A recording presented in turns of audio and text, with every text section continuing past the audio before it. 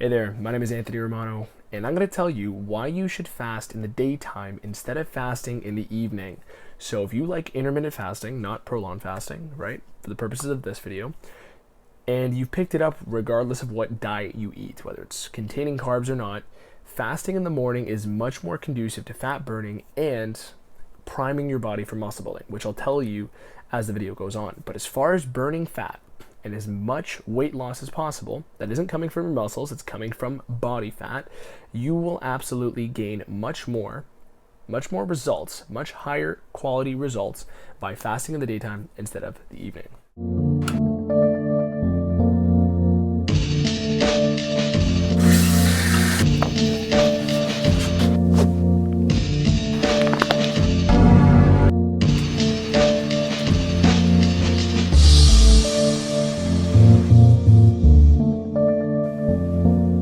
So, why should you intermittent fast in the daytime opposed to the evening?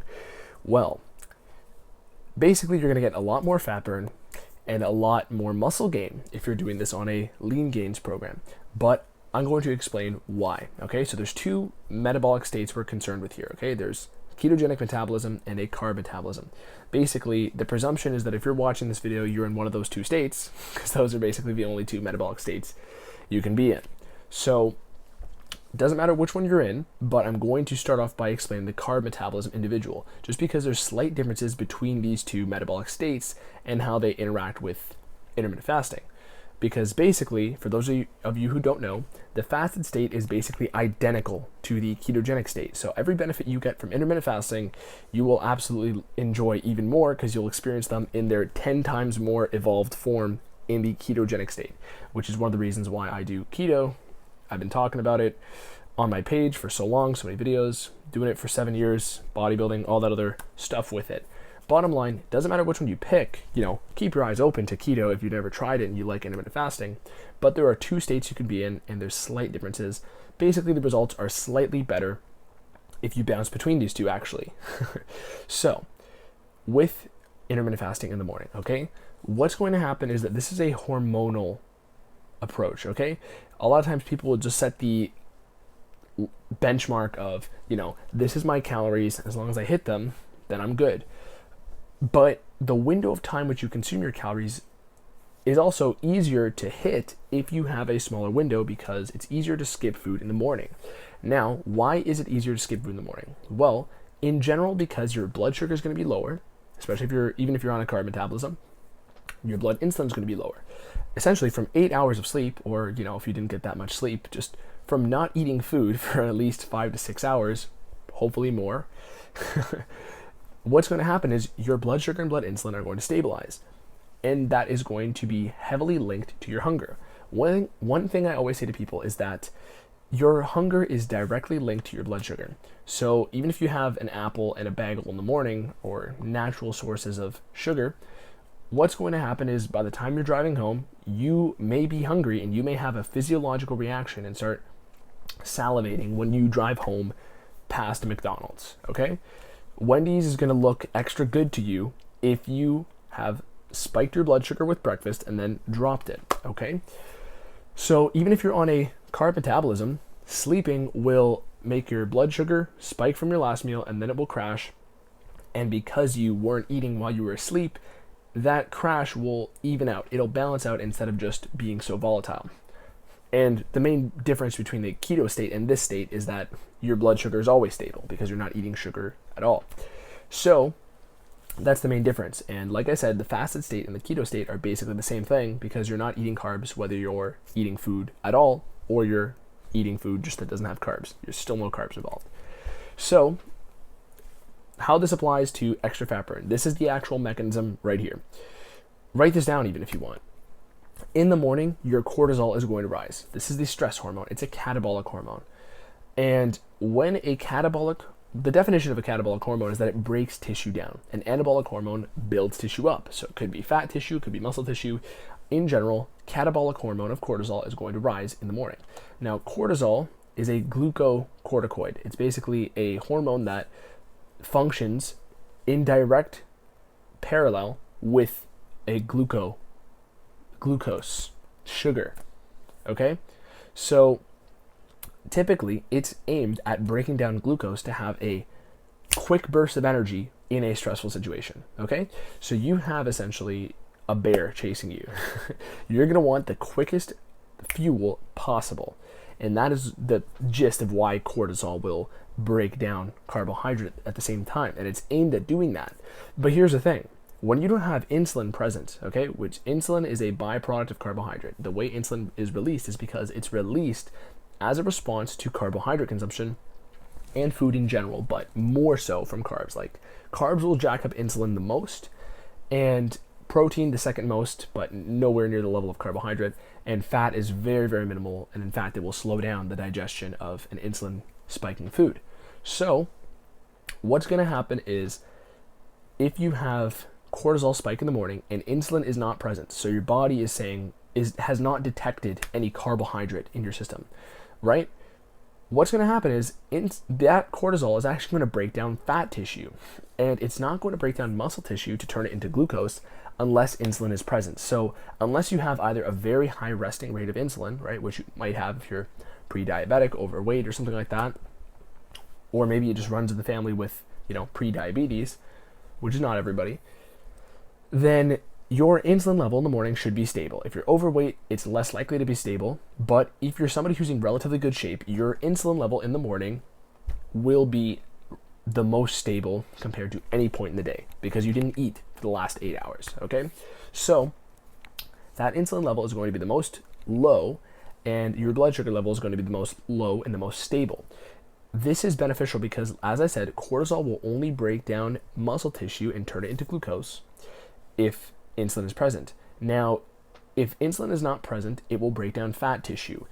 So basically, being stressed out in the morning, right, from waking up or doing a workout in the morning or engaging in the world shortly after getting your body to wake up will create extra fat burn, okay?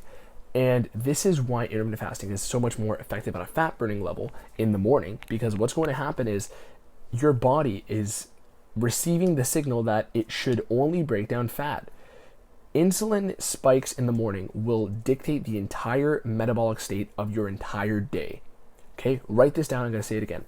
An insulin spike in the morning will dictate the entire metabolic state of your day. So what that means is, if you have carbohydrates right in the morning, your body's getting an insulin spike, which signals to your body, oh, this is an anabolic hormone. We're clearly trying to build tissue right now. We're clearly trying to pack more on to the body, okay? And use that in a productive way, right? Now, if you have that going, you have the signal that you're trying to build stuff, and then you have a catabolic hormone at the same time, you're not going to isolate you're not going to get everything that you want, right?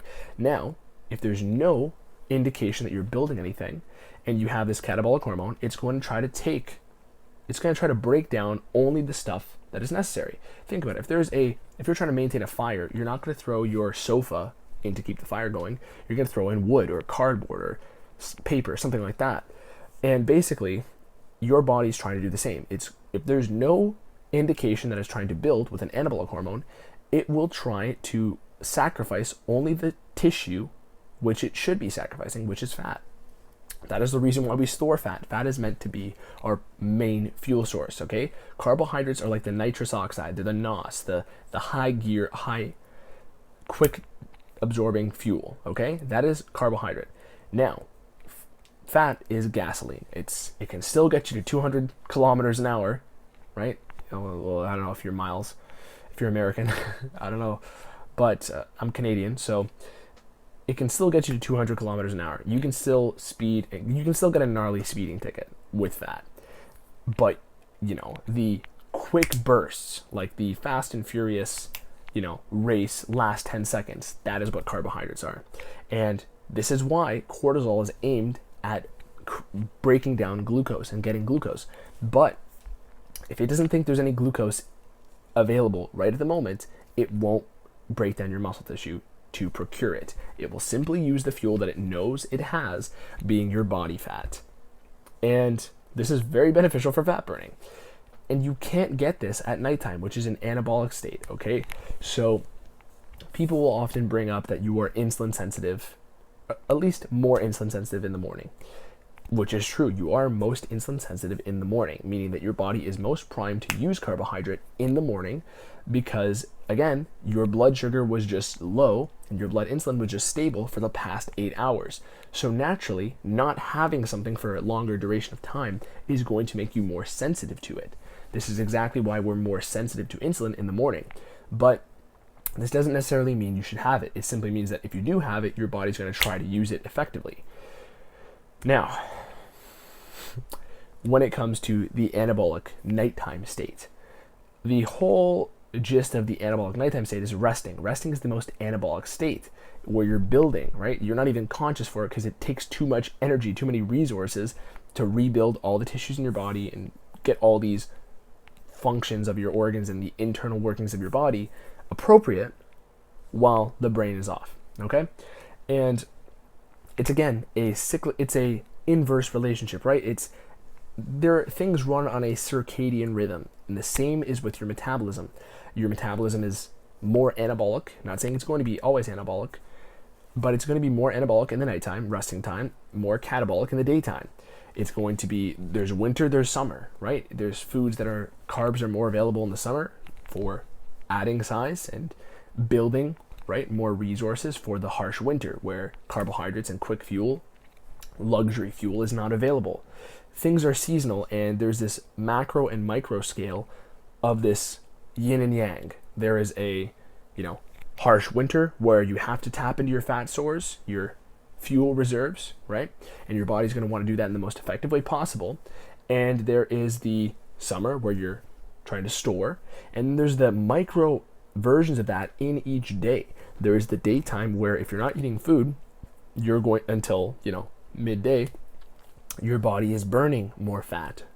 And evening time where your body is storing, or not even necessarily storing, but building using the resources it has. So whether you're on a carb metabolism or not, right? If you're on a carb metabolism, the building phase will be more emphasized in nighttime, whether that's fat or muscle, right? Doesn't necessarily mean only muscle. And if you're on a ketogenic metabolism, you will be more in emphasis of the fat burning state, right? So the catabolic state, but it will only be isolating the tissues you want it to be because your blood sugar will be lower. So basically, if you're in a carb metabolism, the anabolic state will be more emphasized, right, of building all tissues. And if you're in the ketogenic metabolism, the catabolic state will be more emphasized of breaking down the tissues you mainly want to be breaking down. So it can be a little bit harder to build muscle in the ketogenic state, but in my experience, through the methods that I've used in my other videos, you can see I've noticed very good and progressive muscle building during a keto bulk. So this is a very common thing people don't talk about, but the point is, even though you're more sensitive to insulin, an anabolic hormone, in the morning, your body essentially is going to make better use of the fat burning if you push insulin to the appropriate timing, which is right before your body intends to rebuild. So this can be done in many ways. There's carb backloading, which I'm going to be putting videos out on, which is essentially where you'll have your carbs after a workout in the end of the day, and you can have as much as you want, right? That's one technique. There's ways where you can do carb backloading with keto. There's ways where you can do keto and then have high insulin proteins in the evening, right? There are other ways to get the most out of that, emphasizing the catabolic part of the day and then fully diving into the anabolic part of the day. Like I said, it's yin and yang, and if you're doing the yin in the part of the day where your body's expecting the yang, you're not going to get as good of results. So this is essentially the whole gist behind why you should intermittent fast in the daytime, because that is when your body is expecting to intermittent fast, right? It's funny enough, you are technically intermittent fasting while you're asleep, but you should extend that and then eat before you again fall asleep and start the fast. That is what breakfast means, break fast. It doesn't necessarily mean it has to be in the morning. It is simply when you break your fast and eat in a period of time where your body is expecting to have anabolic resources to use them. So even though this was very much of a argument where I'm placing things without necessarily saying, oh, this study, that study, I'm explaining the mechanisms to you as to why these things work, because to me that is infinitely more powerful because it helps you to understand so that you don't have to pull on study X or Y or Z. Even though you can look up any of these studies and any study on Google, if you type in anything that I've talked about in this video, and you'll find proof of the concepts. A great book on this is Carb Backloading by John Kiefer, which is the, Bible of carb backloading and implementing carbs in a ketogenic state even. But here's the thing too that I'm going to touch on, which is very inspired by that book as well, so I was talking about the ketogenic metabolism as well. Ketogenic metabolism is going to perpetually keep your insulin lower. And if your insulin's lower, you're going to be more insulin sensitive, so better able to uptake insulin, the anabolic hormone, and use it effectively. But if you actually intermittent fast and keep your first few meals of the day as protein and fat, so the least insulinogenic foods, even though you're not in the fasted state anymore, your body will have lower levels of insulin. And then if you train, while you're in that low insulin state, you can experience a bunch of other muscle building benefits because your body will anticipate that it needs to be more effective with its insulin uptake post-workout. So this is something called insulin independent glucose transporter translocation. You can look it up, and I talk about it in my recent video with Golden Era Bookworm.